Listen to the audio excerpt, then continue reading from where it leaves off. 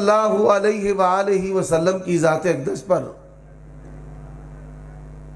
حضرات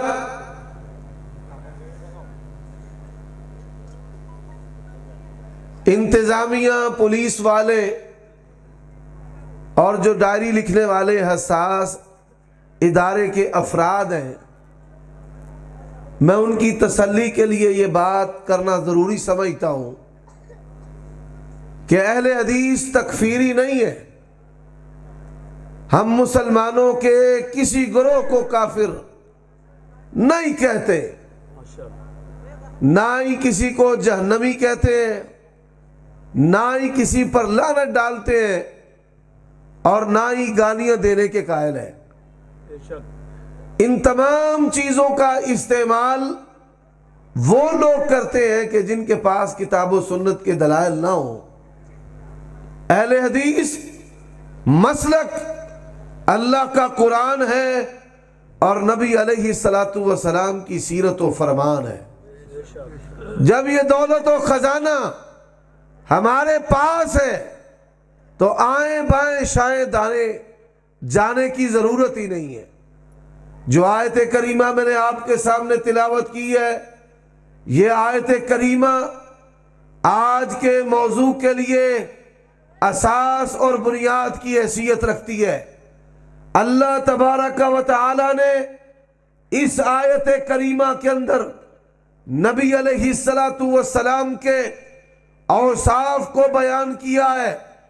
آپ شاہد بھی ہیں، آپ مبشر بھی ہیں، آپ نذیر بھی ہیں، آپ داعی بھی ہیں، آپ احمد بھی ہیں، آپ ماہی بھی ہیں، آپ حاشر بھی ہیں، اور آپ خاتم النبیین بھی ہیں۔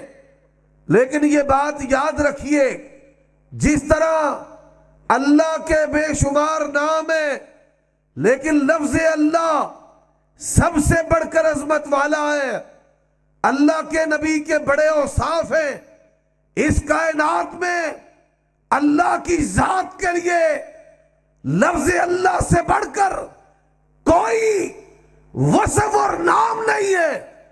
اسی طرح لفظ رسول اللہ سے بڑھ کر کوئی کلمہ اللہ کے نبی کی شان والا نہیں ہے۔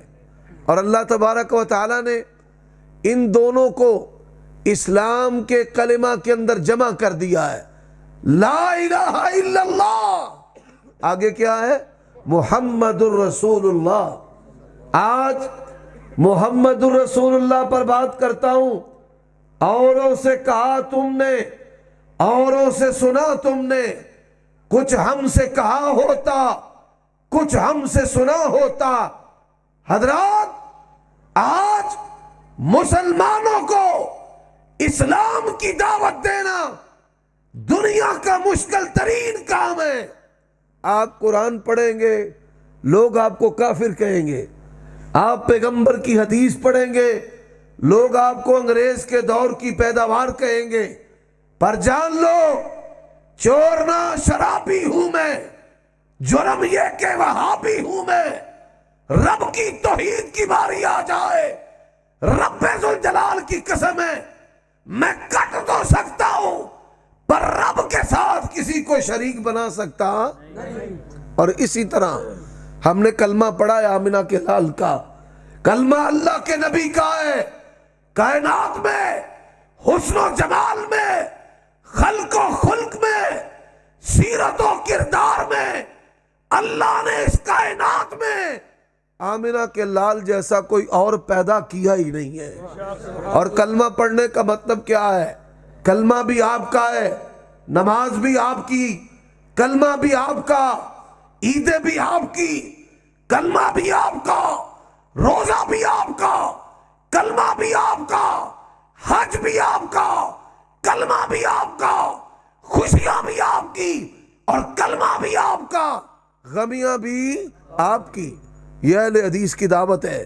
اور آئیے مقام مصطفیٰ کو آپ کے سامنے رکھتا ہوں۔ آج کا یہ جلسہ کروانے والے بھی مسلمان ہیں، سننے والے بھی مسلمان ہیں، اور آج کا یہ مجمع 100% مسلمانوں کا ہے۔ پر میں نبی علیہ الصلاۃ والسلام کی سیرت کا وہ پہلو بیان کرنے لگا ہوں۔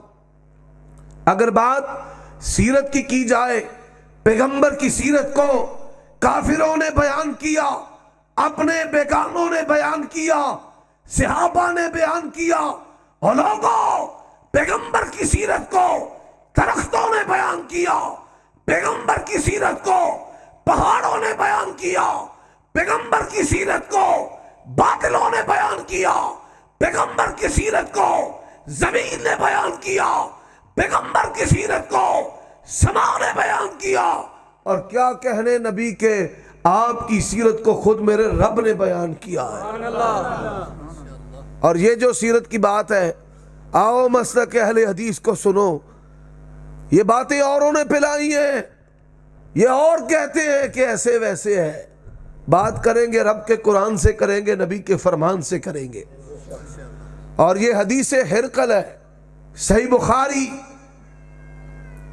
بخاری حدیث ہرقل، آج مقام مصطفیٰ میں سنا کر جاؤں گا۔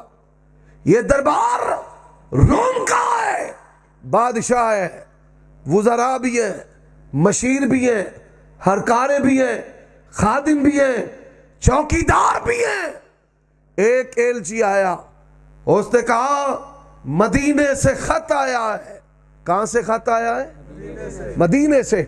اور جس کو خط ملا ہے وہ کافر ہے، روم کا بادشاہ ہے، دنیا کی سپر پاور ہے، ایران کو شکست دی ہے، ایران کو شکست دینے والی یہ سپر پاور جغرافیائی طور پر، زمینی طور پر بھی بہت بڑی ریاست ہے۔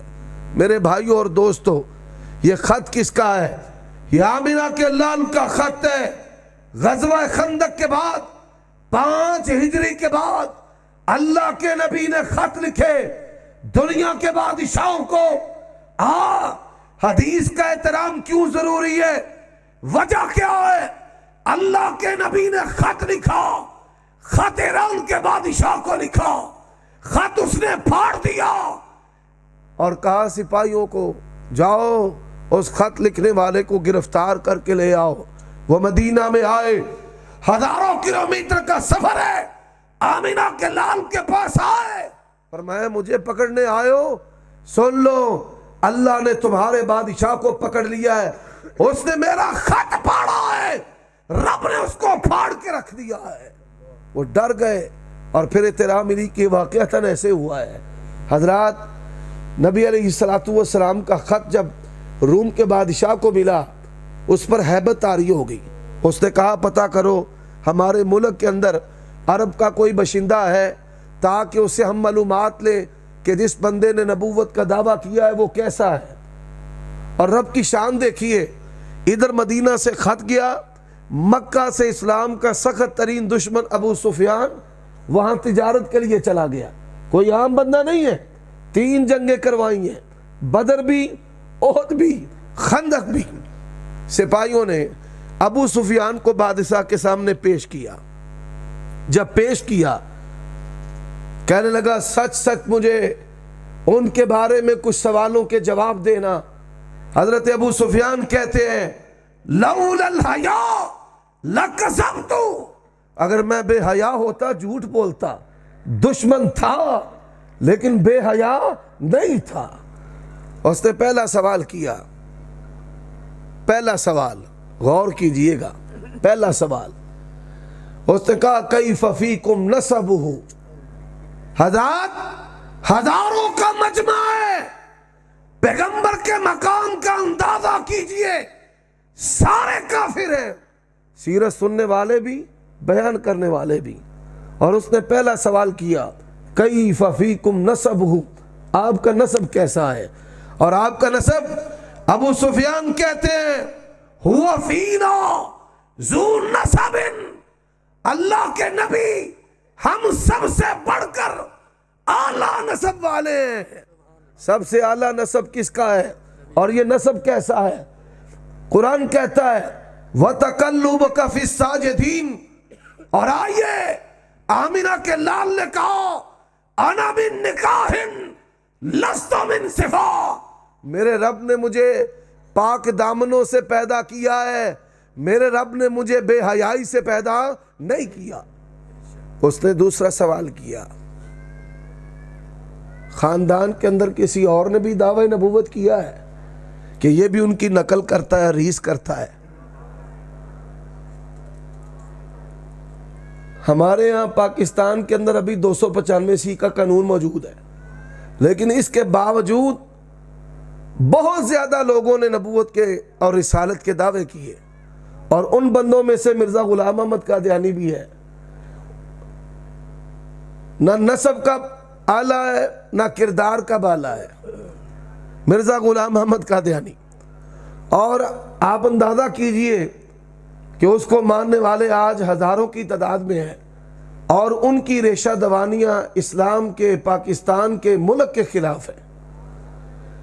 نبی ہمیشہ نسب کے اعلیٰ ہوتے ہیں، کردار کے بالا ہوتے ہیں۔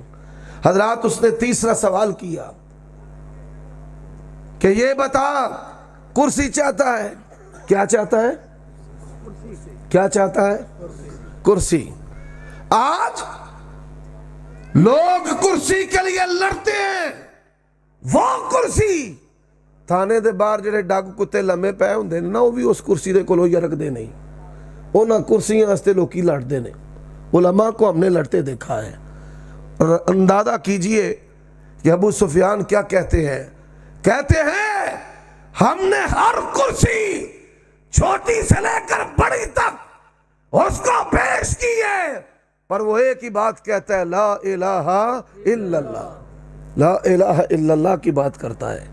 حضرات، اور نبی علیہ السلام کا فرمان ہے، فرمایا مجھ سے لے کر میرے باپ اسماعیل تک میری پوری لڑی کے اندر کوئی اور نبی نہیں ہے۔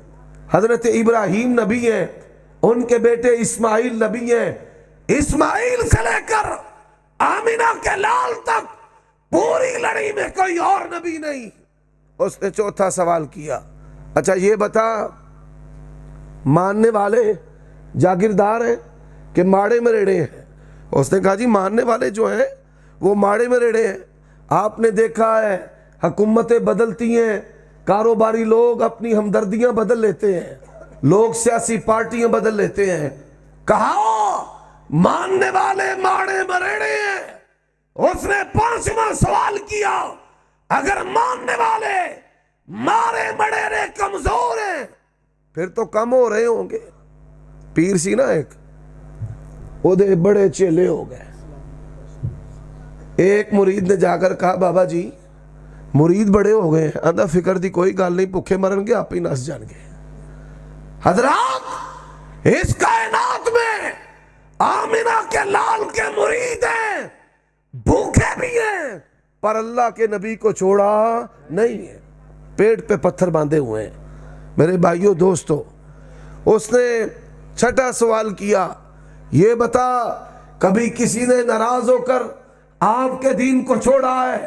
لوگ پارٹیاں چھوڑتے ہیں، علاقے چھوڑتے ہیں، دوست چھوڑتے ہیں، بیوی خامد کو چھوڑتی ہے، ناراض ہو کر باپ گھر کو چھوڑتا ہے، اولاد باپ کو چھوڑ دیتی ہے۔ کہا جو بھی اس کا کلمہ پڑھتا ہے جان چھوڑ دیتا ہے، جہان چھوڑ دیتا ہے، پر دامن مصطفیٰ کو چھوڑتا نہیں ہے۔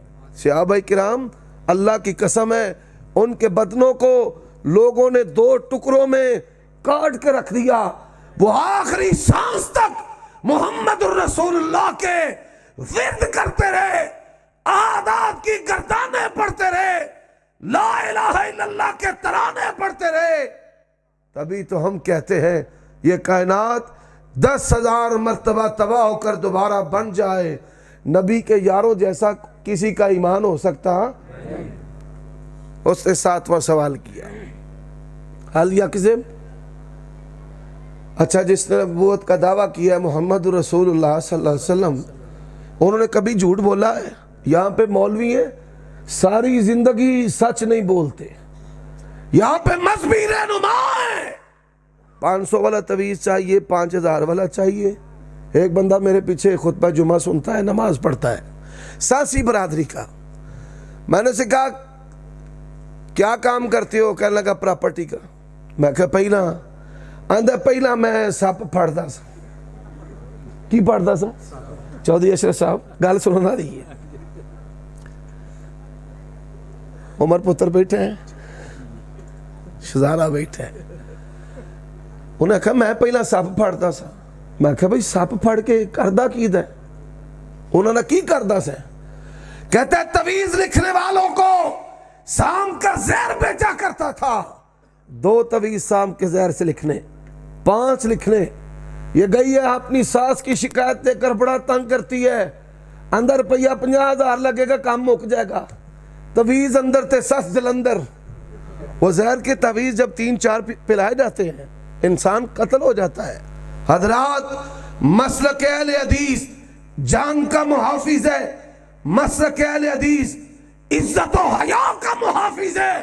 حلالہ کرنے والے پر بھی لعنت ہے, اور جس کے لیے کروایا جائے اس پہ بھی لعنت ہے. اہل حدیث علماء میں غلطی ہو سکتی ہے, پر رب ذوالجلال کی قسم ہے میرے مسلک کتاب و سنت میں کوئی غلطی ہو سکتی نہیں ہو سکتی. اس نے کہا حل یکذب, کبھی کوئی جھوٹ بولا ہے؟ اس نے کہا لا, آپ نے کبھی کوئی جھوٹ نہیں بولا. یہ کوئی بندہ اپنا بات نہیں کر رہا, یہ سخت ترین دشمن ہے. کہا بتا حل یقدر, کبھی اس نے دھوکہ دیا ہے؟ کہنے لگے لا, آمنہ کے لال نے کبھی دھوکہ نہیں دیا. اور لوگوں, اہل حدیث کی تحقیق کو دیکھو.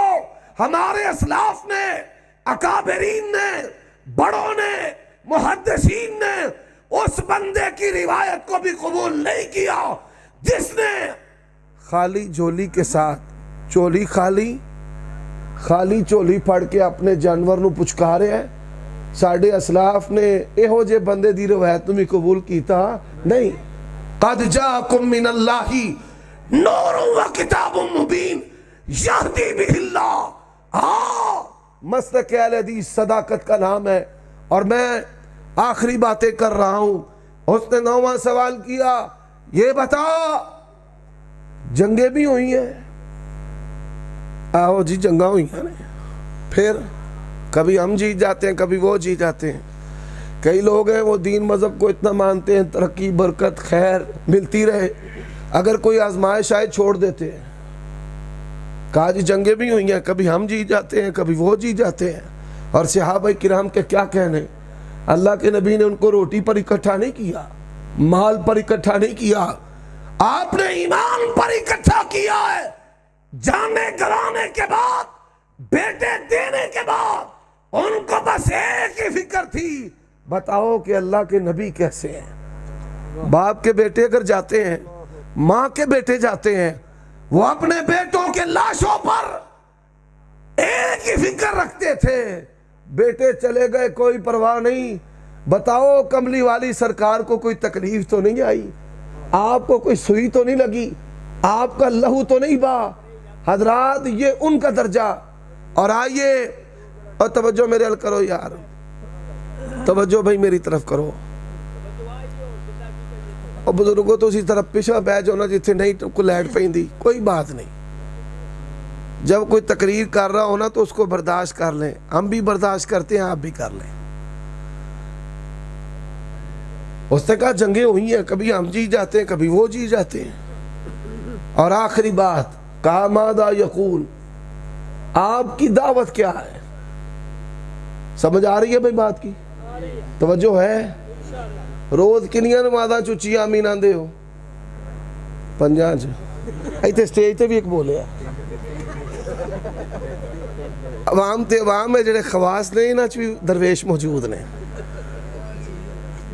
ماذا یقول, آپ کی دعوت کیا ہے؟ کہا اعبد اللہ وحدہ ولا تشرکوا بہ شیئا ویأمرنا بالصدق والصلاۃ والصلۃ والعفاف. مسلک اہل حدیث کی دعوت ہے. کہا ایک رب کی بندگی کرنی ہے, اللہ کے ساتھ کسی کو شریک ٹھہرانا.